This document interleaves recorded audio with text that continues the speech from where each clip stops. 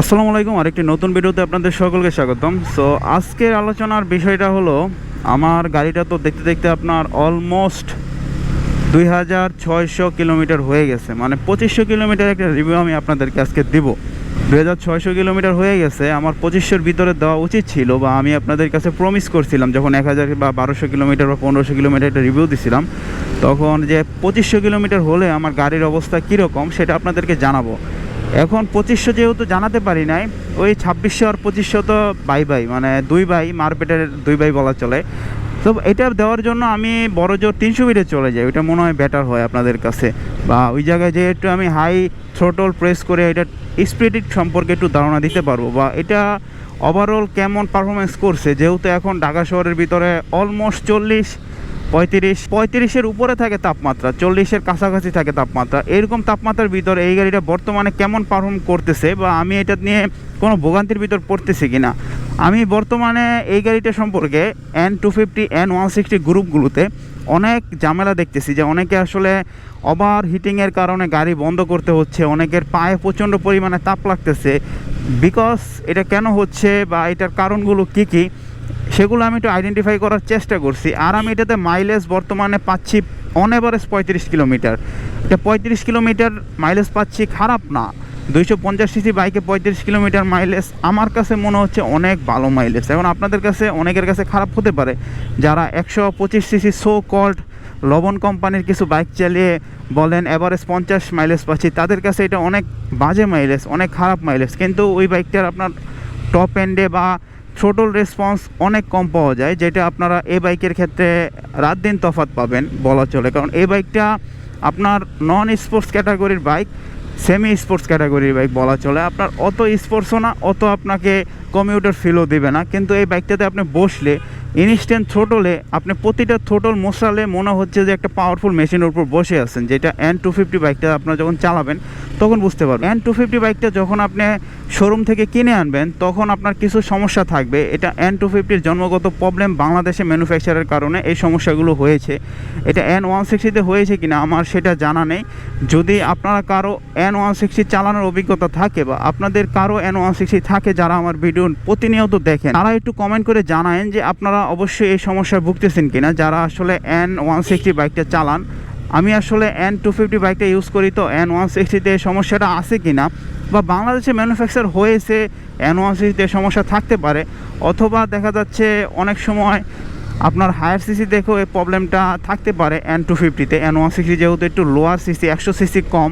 100 CC মানে অনেক কিছু, আপনার 90 সিসি 100 সিসি কম মানে অনেক কিছু। আমরা দেখতাম না 90 সিসি বা 100 সিসি বা 80 সিসির বাইক। সো 100 সিসি 90 সিসি কম মানে অনেক কম। এখন এরকম কমের কারণেও সেসব বাইকগুলোতে এই প্রবলেমটা নাও থাকতে পারে, যেই সমস্যাটা আমি বর্তমানে ভুগতেছি। এখন আমার কি প্রবলেমটা হচ্ছে, আমি যখন এটা কিনে আনছি তখন আপনাদেরকে আমি যখন 1500 কিলোমিটার রিভিউ দিছি তখনও শো করছি যে এটাতে আপনার ভাইব্রেশন একটা প্রবলেম আছে। এখন ভাইব্রেশন কোথা থেকে হচ্ছে, আমার আপনার প্রায় নিচের ফুটরেস্ট থেকে একদম পায়ের উপর পর্যন্ত, হ্যান্ডেল পর্যন্ত ভাইব্রেশনটা আসতো। এটা কি কারণে হয়েছে, আমি একটা সার্ভিস নিছি, তখন সমাধান করতে পারে নাই। আমি ওনাদেরকে বলছিলাম আমার ভাইব্রেশনের প্রবলেম আছে, সেটা অবশ্য বাজাজের অফিসিয়াল সার্ভিস ছিল। পরবর্তীতে আমি এলাকায় দেখাইছি, এলাকায় দেখানোর পর সবগুলো নাট মাট টাইট দিছে। টাইট দেওয়ার পর মানে সমস্যা উদ্ঘাটন করতে পারেনি আমার এরিয়াতে যে মিস্ত্রিরা আছে ওনারাও। পরবর্তীতে আমি ভাবছি যে এটার মনে ভাইব্রেশন থাকবে, এটার মনে ভাইব্রেশন আছে, বা ব্লা ব্লা ব্লা কোন প্রবলেম মনে আছে, এই কারণে ভাইব্রেশন আছে। আমি এটা নিয়ে প্যারা নেই নাই, পরে চালাচ্ছিলাম। আমার যখন 2 নাম্বার সার্ভিস নিছি আমি বাজাজে, অফিসিয়াল অথরাইজ থেকে 2 নাম্বার সার্ভিস, তখন তারা একটা জিনিস করেছে। সেই জিনিসটা হলো আমার বাইকে আপনার ট্যাঙ্কের নিচে ইঞ্জিনের সাথে ইভেন চেসিসের সাথে একটা নাট আছে, অনেক বড় নাট। সেই নাটটা আপনার যখন ট্যাঙ্কিটা খুলে উঠানো হয় তখনই সেই নাটটা আসলে দেখা যায়। এছাড়া কিন্তু সেই নাটটা আসলে বোঝা যায় না যে সেই নাটটা কোথায় আছে, বা সেই নাটটা অ্যাকচুয়াল কাজটা কোথায় দরকার, বা কোথায় হচ্ছে সেই নাটটার অ্যাকচুয়াল কাজটা। যখন টাঙ্কিটা খুলে ওঠানোর পর সেই নাটটা যখন টাইট দিতে গেল তখন দেখে সেই নাটের প্যাচটা কেটে গেছে। ইভেন সেই নাটটা টাইট নিচ্ছে না। পরবর্তীতে ওই জায়গায় যে সার্ভিস সেন্টারের লোক ছিল, আর এই নাটটা মনে হয় অফিসিয়াল ওয়ারেন্টির অথরাইজে পড়ে। সো অফিসিয়াল ওয়ারেন্টি অথরাইজে যেহেতু পড়ে, তো যারা আসলে বাজাজের অফিসিয়াল সার্ভিস দিচ্ছিল তখন আর কি ওনারা মনে করেন সেই নাটটা অফিসিয়াল যে ওয়ারেন্টি আছে ওয়ারেন্টিভাবেই চেঞ্জ করে, তারপরে সেই নাটটা ফুলভাবে আপনার টাইট নিচ্ছিল না, আবারও প্যাচ ছেড়ে দিচ্ছিল। পরবর্তীতে ওনারা ওই জায়গায় একটা ওয়াশার খাটায়, প্লাস্টিকের একটা ছোট্ট ওয়াশার।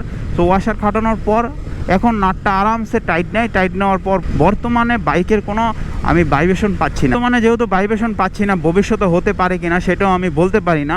ইভেন আমি ইন্ডিয়ার 2-4টা রিভিউ দেখছি বা ইন্ডিয়ার 2-4টা ভিডিও দেখছি N250 নিয়ে।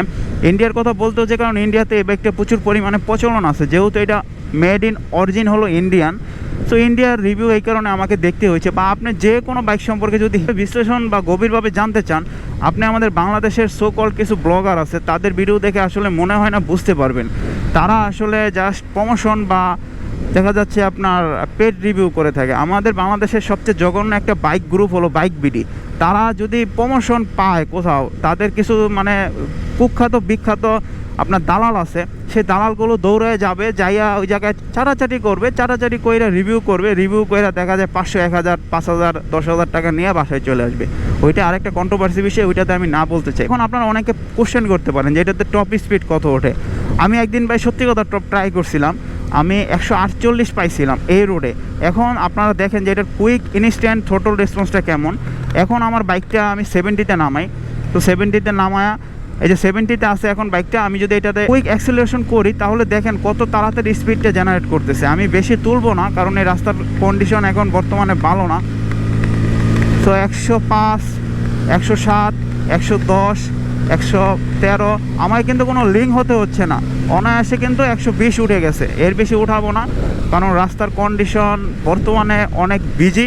আর এই কন্ডিশনে দেখা যাচ্ছে স্পিড উঠালে আমার জীবনের থেকে সময়ের মূল্য যদি আমি বেশি দাম দেই বা জীবনের থেকে ভিডিওর মূল্য যদি বেশি দাম দেই, এটা আসলে কখনো করা উচিত না।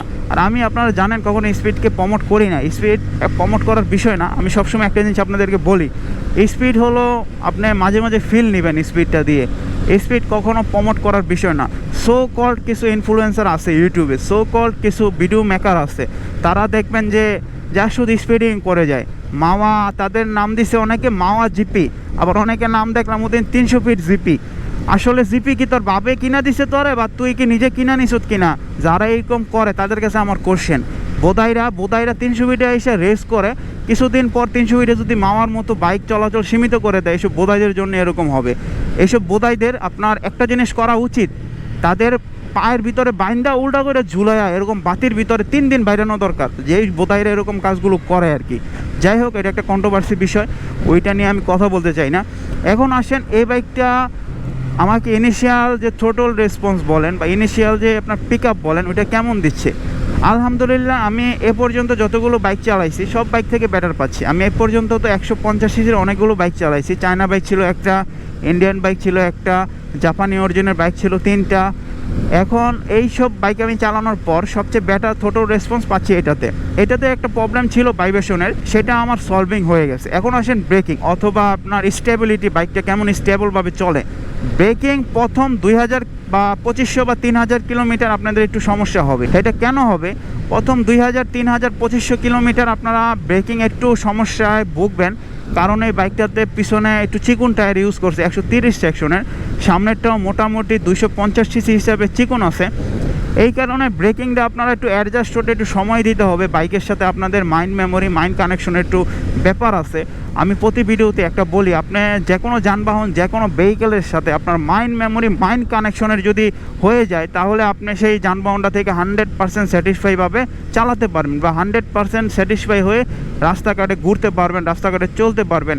এখন আসেন আমরা যারা N250 বাইকটা ক্রয় করছি বা N250 যা বাইকটা চালাচ্ছি, তাদের কী ফিল হয়। আমি আমার নিজের ফিল্ডেই বলি, আমি যখনই N250 বাইকটা ক্রয় করব, আমি চোখ বন্ধ করে, প্রথমত এই বাইকটার লুকস আমার কোনো ম্যাটারই করে না।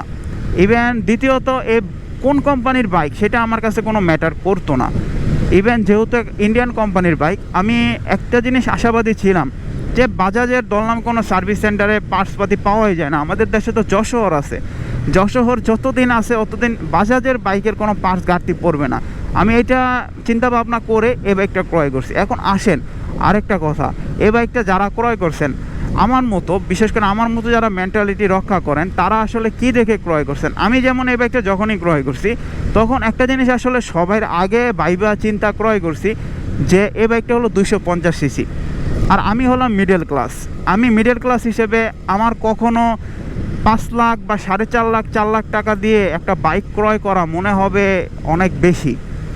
এখন আসেন, আমি যখন এসএফটা ক্রয় করছিলাম তখন কিন্তু এই বাইকটা মার্কেটে অ্যাভেলেবেল ছিল না। এসএফটা যখন ক্রয় করছি তখন এটা সম্ভবত প্রি বুক দিয়ে নিতে হচ্ছিল।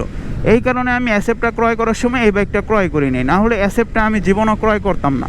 আর আসেন, এসএফটা যখন আমি ক্রয় করছি তখন এই বাইকটা নিয়ে বাংলাদেশে কিছু কিছু জাস্ট ভিউ ব্যবসায়ী আছে, ইউটিউবার, তারা প্রচুর পরিমাণে নেগেটিভ জিনিস বের করতেছিল যে kind of 4B, kind of 2B, kind of Indian bike, blah blah blah, এই সমস্যা ওই সমস্যা। আরে ভাই, এটা যদি এতই প্রবলেম হয়ে থাকে তাহলে মানুষ এই বাইকটা কেন কিনতেছে? এটার দেখলাম আমি কিছুদিন আগে ডিজিটাল স্পিডোমিটার আসছে। সো ডিজিটাল স্পিডোমিটার আসার পর মানুষ তো ডিজিটাল স্পিডোমিটারটাকেও অনেক গুরুত্ব সহকারে কিনতেছে। এখন সেই গবেট বা বলদ ইউটিউবারগুলো কি বলবে যে কেন আবার তারা ডিজিটাল স্পিডোমিটার চালাচ্ছে? এখন অনেকে আবার বলতে পারেন যে বাজাজের কিছু প্রবলেম আছে, যেমন তাদের অফিসিয়াল সার্ভিসটা অত স্ট্রং না, যেমন ইয়ামাহা, সুজুকি। আমি এই দুইটা বাইক কিনছি, তো ইভেন এই দুইটা বাইকের নতুন অবস্থায় কিনছিলাম, ইভেন দুইটা বাইকে আমি দেখা যাচ্ছে সার্ভিস নিয়েছি পর্যাপ্ত পরিমাণে। আমি সুজুকির একটার তো সার্ভিস নিতে একবার 5টা সার্ভিসে নিয়ে ফেলছিলাম, পেড মিলে জিলায়া। এখন আসেন, এই বাইকটা সার্ভিস যদি বাজাজ একটু ভালো করতে পারে তাহলে মনে হয় বাংলাদেশের মার্কেটে বাজাজ রাজত্ব করতে পারবে। কারণ তাদের লাইন আপে অনেকগুলো বাইক আছে, higher CC, 200 CC, 250 CC, 220 CC, যেমন বাজাজ অ্যাভেঞ্জার্স 200 সিসি আছে, বাজাজের F250 আছে, বাজাজের N250, আপনার যেটা টেলিস্কোপিক সাসপেনশন দিয়ে আসে ওইটা আছে। আরেকটা আছে আপনার বাজাজ একটু আপনার নেকেড NS বা NX, একটা নেকেড সিস্টেমের বাইক আছে না বাজাজের, আপনার কিটোলা বাইক, এটাও মনে হয় 200 সিসি বাজাজের, ওইটাও আছে। বাজাজের আরও অনেকগুলো বাইক আছে, যেমন ডমিনোরের কিছু বাইক আছে লাইন আপে বাজাজের কোম্পানির। ডমিনোরও কিন্তু ইন্ডিয়াতে বাজাজই উৎপাদন করে, বাজাজই সেল করে। এখন বাজাজ যদি বাংলাদেশে একটু সার্ভিসটা ডেভেলপ করতে পারে, তাদের সার্ভিস সেন্টারগুলো একটু মডারাইজ করতে পারে, তাদের সার্ভিসের ক্ষেত্রে সেই সাইটগুলো একটু ডেভেলপ করতে পারে, আমার মনে হয় বাংলাদেশের one of the most dominating brand হবে বাজাজ ভবিষ্যতে। কারণ বাজাজের লাইন আপে যতগুলো হায়ার সিসি আছে বাংলাদেশে, আপনি সো কল্ড ইয়ামাহা বলেন, সো কল্ড জাপানি যে কোনো কোম্পানি বলেন, সুজুকি বলেন, তাদের লাইন আপে এতগুলো বাইক নাই, এতগুলো ভেরিয়েশন নাই, এতগুলো ভ্যারাইটির সিস্টেমেটিক বাইক নাই। তাদের কোম্পানিতে আছে so called FZX 250, so called Suzuki FI-ABS 250, so called SF 250, এগুলো আছে তাদের লাইন আপে। তো তাদের লাইন আপে বাজাজের মতো এত বিশাল বা এত বিস্তৃতি পরিমাণের বাইক তাদের কোম্পানিতে লাইন আপে নাই। এই কারণে তারা যদি ডমিনেট করতে যায় বাজাজকে, তাদের কিন্তু ওই রংচং দিয়েই ডমিনেট করতে হবে, বা তাদের ওই যে জাপানি বিক্রি করেই ডমিনেট করতে হবে, যে আমি জাপানি কোম্পানি, আমার বাইকটা অনেক ভালো, আমার বাইকটা চালালে মনে হচ্ছে বিমানের ফিল পাওয়া যায়, তো আমার বাইকটা চালালে মনে হচ্ছে এটার উপরে আপনি বসে নাই, বাসের উপরে বসে আছেন, বা আমার বাইকটা হাই রোডে চালালে বাংলাদেশের সবচেয়ে ব্রেকিংয়ের ভিতরে আমার বাইকটা হলো 1 নাম্বার, বা ব্লা ব্লা ব্লা, অনেক উক্তি তারা দেখাবে, যে যুক্তিগুলো আসলে পোলাপাইনের যুক্তি বা পোলাপাইনের উক্তি আমার কাছে মনে হয়। তো জাপানি বাইক যে কথাগুলো বলে, সে কথাগুলো শুনলে আমার মতো কার হাসি পায়, বা আমার মতো কার আসলে বলতে ইচ্ছে করে যে ওই তো আসলে বোকা, না হলে এই কথাগুলো আবার কিভাবে বলে? একটা বাইক কোম্পানি বাংলাদেশে তাদের বাইকে বসলে আসলে বিমানের ছোঁয়া পাওয়া যায়, এটা আসলে কোনো দিন মানে কল্পনা করা যায় না। যেমন বাংলাদেশে যখন রয়্যাল এনফিল্ড লঞ্চ হলো তখন ইয়ামাহা বাংলাদেশে তাদের ইয়ামাহা FZ ভার্সন 4 যে সিরিজটা আছে, FZ সিরিজটা বাংলাদেশের হাঁপানি রোগী সিরিজ, সেই হাঁপানি রোগী সিরিজের আপনার ভার্সন 4 বাইকটা লঞ্চ করলো। এখন হাঁপানি রোগী সিরিজের ভার্সন 4 বাইকটা লঞ্চ করার পর তারা সেই বাইকটা লঞ্চ করে কি বোঝাতে চাইছে বাংলাদেশে আমি নিজে আসলে বুঝি নাই, যে রয়্যাল এনফিল্ড থেকে তাদের ওই হাঁপানি রোগী সিরিজটা ভালো, বা রয়্যাল এনফিল্ড থেকে তাদের ওই ক্যাটাগরির বাইকটা ভালো, বা রয়্যাল এনফিল্ড থেকে তাদের ওই 150 সিসির বাইকটা বেটার।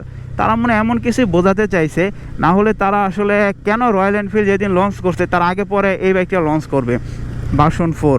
আর FZ সিরিজের বাইক আমি নিজে একটা ইউজ করে চালাইছি। এখন কেউ যদি আমার সাথে কেউ কাউন্টার দিতে আসেন যে FZ সিরিজের বাইক খুবই ভালো, FZ সিরিজের বাইক খুবই বেটার, এখন FZ সিরিজের বাইকের মতো বাইক বাংলাদেশে হয় না, FZ সিরিজের বাইকে বসলে বিমানের ছোঁয়া পাওয়া যায়, ভাই আমি এটা চালাইছি নিজে কিনা।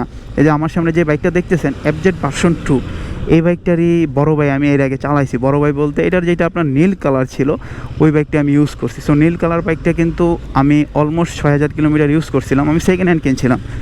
এখন অনেকে বলতে পারেন সেকেন্ড হ্যান্ড কিনলে আপনি আসল বাইকের এক্সপিরিয়েন্সটা পাবেন না। না, আমি এটা বিশ্বাস করি না। আপনি সেকেন্ড হ্যান্ড হোক, ইভেন আপনি 3 নাম্বার সেকেন্ড হ্যান্ডও যদি কিনা চালান, তাহলে আপনার বাইকের এক্সপিরিয়েন্সের সাথে এটা কোনো ডিফারেন্স আসবে না, আমার যেটা মনে হয় আর কি। বাইকের এক্সপিরিয়েন্স আপনি যদি সেকেন্ড হ্যান্ড, নতুন অথবা একদম পুরাতন আপনি 50,000 কিলোমিটারও বাইক কিনেন, তাহলে কিছু কিছু বাই বন্ড এক্সপিরিয়েন্স আছে যেটা আপনি সে বাইকটা থেকে পাবেন। যেমন আমি যদি একটা সুজুকির বাইক আপনার একদম দেখা যাচ্ছে একবার ইঞ্জিন নষ্ট হয়েছে, পরবর্তীতে ইঞ্জিন সিজ করছে, সো এই বাইকগুলো আমি কেনার পরও সুজুকির একটা যে ফিল আছে, সুজুকির একটা যে আপনার বিষয় আছে, সেটা আমি বুঝতে পারবো। কীভাবে বললাম, কারণ সুজুকির 2টা বাইক আমি প্রিভিয়াস ইউজ করছি। এখন আসেন বর্তমানে 40 ডিগ্রি তাপমাত্রাতে আমার এই বাইকটা থেকে আমি কিভাবে হিট জেনারেট থেকে বাঁচাচ্ছি। আপনারা অবশ্যই 2025 সালে যারা ভিডিওটা দেখতেছেন বা গরমকালে যারা ভিডিওটা দেখতেছেন 26-27 সাল যখনই দেখেন না কেন, আমি একটা কথা আপনাদের আইডেন্টিফাই করে বলতে পারি, আপনারা অবশ্যই এই বাইকটাতে অথবা N160 বাইকটাতে যদি হিট জেনারেট বেশি হয়, তাহলে আপনারা ফুল সিনথেটিক ইঞ্জিন অয়েল ইউজ করেন। এখন আমি কোন ফুল সিনথেটিক ইঞ্জিন অয়েল ইউজ করি সেটা আপনাদের বলি। আমি ফ্রান্সের ফুল সিনথেটিক মোতুল ইউজ করি। আমি কোথা থেকে ক্রয় করছি দোকানের নামটা বলবো না। যদি আপনারা একদমই না পান, মানে আমার মতো স্ট্রাগল করেন ইঞ্জিন অয়েলের দোকান নিয়ে যে কোথা থেকে কিনবেন, তাহলে আমি আপনাদেরকে কমেন্ট করেন, নিচে কমেন্ট করলে সেটা কমেন্টের মাধ্যমে জানাই দেবো যে কোথা থেকে আমি ইঞ্জিন অয়েলটা কিনছি মোতুলের। তো মোতুলের ইঞ্জিন অয়েলটা আমি ফ্রান্সেরটা বর্তমানে ইউজ করতেছি। ফ্রান্সের ইঞ্জিন অয়েলটা ইউজ করার পর আমার যে হিটিং প্রবলেম অথবা গাড়ি আপনার দেখা যাচ্ছে একটু হাঁফায় যাচ্ছে, যেহেতু আপনার এটাতে কোনো cooling system, liquid cooling system use করে না, জাস্ট বাতাসে ঠান্ডা হবে, যেটা ইউজ করছে এটার তারা অনেক দাবি করতেছে অনেক ভালো কুলিং সিস্টেম, কিন্তু এজ এ প্র্যাকটিক্যাল লাইফে এটা কোনো কুলার সিস্টেম না। এটা হলো জাস্ট আপনার 19-20 কুলার সিস্টেম, আমি যেটা বলি আর কি সহজ ভাষায় বা আমার ভাষায়। এখন আসেন এরকম প্রবলেমে যারা পড়তেছেন যে থ্রোটল রেসপন্স কমে যাচ্ছে গরম হওয়ার কারণে বা বলা অনেক সমস্যা হচ্ছে, তারা চাইলে মোতুলের ফুল সিনথেটিকটা ইউজ করতে পারেন। নট এ প্রমোশনাল পার্ট, এটা জাস্ট আমি ইউজ করতেছি বলে, আমাকে সার্ভিস ভালো দিচ্ছে বলে আমি আপনাদের বলতে পারতেছি। যদি আমাকে সার্ভিস ভালো না দিত তাহলে আমি কী লোক আপনারা তো জানেনি। আমি সত্য কথা বলার ক্ষেত্রে কোনো অংশেই আপনার বরদাস্ত করি না। এটা যেই হোক না কেন, আমার সামনে যেই এসে বলুক না কেন যে তুমি এই মিথ্যা কথাটা বলো, আমি কোনো দিনই বলি না। আপনারা যারা আমার ভিডিও শুরু থেকে দেখতেছেন তারা অবশ্যই জানেন, আমি যদি মিথ্যা কথা বলতে পারতাম তাইলে এখন হয়তো অনেকগুলো ভিউয়ার্স আমার থাকতো, অনেকগুলো সাবস্ক্রাইবার আমার থাকতো। আমি যদি ওরকম চাটুকারীদের মতো চাটতে পারতাম তাহলে হয়তো অনেকটুকু আমি আগায় যেতাম। যেহেতু 2 বছর যাবত ইউটিউবে আসি, তো ইউটিউবের এখনও আমি কিছুই জানি না, আমি জাস্ট নতুন অবস্থায় আসি। অনেকে কিন্তু ইউটিউবিং করে টাকার জন্য, আমি কিন্তু ইউটিউবিং কোনো টাকার জন্য করতেছি না। আমি ইউটিউবিং কী কারণে করতেছি, জাস্ট আমার যে আপনার বের হলাম, এখন মনে করেন বিকাল টাইম, এখন বের হয়েছি, জাস্ট এখন আমি কোথায় যাচ্ছি এটা জাস্ট স্মৃতি হিসেবে রেখে দেওয়ার জন্য। আর আমি কী কী বিষয় জানি এগুলো স্মৃতি হিসাবে জাস্ট আমার ইউটিউব চ্যানেলটাতে রেখে দেওয়ার জন্য, যাতে আমি ভবিষ্যতে যদি মারাও যাই তাহলে আমার ফ্যামিলি মেম্বার দেখতে পারে যে আমি এই কাজগুলো করেছি বা আমি এই কাজগুলোর সাথে জড়িত ছিলাম। বা আমি যদি একটা সময় বুড়ো হয়ে যাই তখন দেখতে পারি যে আমি একটা সময় বাইক চালিয়ে এই জায়গায় এই সব কথাগুলো বলেছি, যেগুলো অনেকে শুনেছে, হয়তো উপকার হয়েছে সার্টেন টাইমের জন্য, হয়তো উপকার হয় নাই। Thank you for watching. সম্পূর্ণ ভিডিওটা দেখার জন্য অনেক ধন্যবাদ। আজকের ধারণাটা দেওয়ার ছিল 2600 কিলোমিটার চালাইছি এই বাইকটা। 2600 কিলোমিটার চালানোর পর বর্তমানে বাইকটা থেকে কেমন সার্ভিস পাচ্ছি বা সার্ভিসের ক্ষেত্রে বাইকটা আমাকে কোনো অংশে কম দিচ্ছে কিনা সেটা আপনাদেরকে ধারণা দেওয়ার চেষ্টা করলাম। এখন আমি এই বাইকটা থেকে সার্ভিসের ক্ষেত্রে কোনো অংশে কম পাচ্ছি না, যেটা পাচ্ছি না সেটা আমি বলতে কোনো সমস্যা না। আর এই বাইকটা কোম্পানি আমাকে কোনো স্পন্সরও করে নাই যে আমি আপনাদেরকে ভালো দিকগুলোই বলবো, খারাপ দিকগুলো বলবো না। Thank you for watching. সম্পূর্ণ ভিডিওটা দেখার জন্য অনেক ধন্যবাদ। যারা চ্যানেলে নতুন আছেন অবশ্যই চ্যানেলটা সাবস্ক্রাইব করবেন, কমেন্ট করে জানাবেন ভিডিওটা কী করে ডেভেলপ করা যায়, একটি করে লাইক দিয়ে দিবেন। আর আমি প্রতিনিয়ত এখন ভিডিও দেওয়ার চেষ্টা করতেছি, কতটুকু সম্ভব হচ্ছে তা আপনারা দেখতেছেন, রেজাল্ট আপনাদের সামনে। এবং কী বিষয় নিয়ে ভিডিওগুলো আরও ডেভেলপ করা যায় সেগুলো যদি আপনারা জানান, আমি ভবিষ্যতে চেষ্টা করব এই স্পেসিফিক বিষয়গুলো নিয়ে, যাতে আরও ভবিষ্যতে ভিডিও কাজ করা যায় বা ভিডিওতে এই বিষয়গুলো আরও ডেভেলপ করা যায়।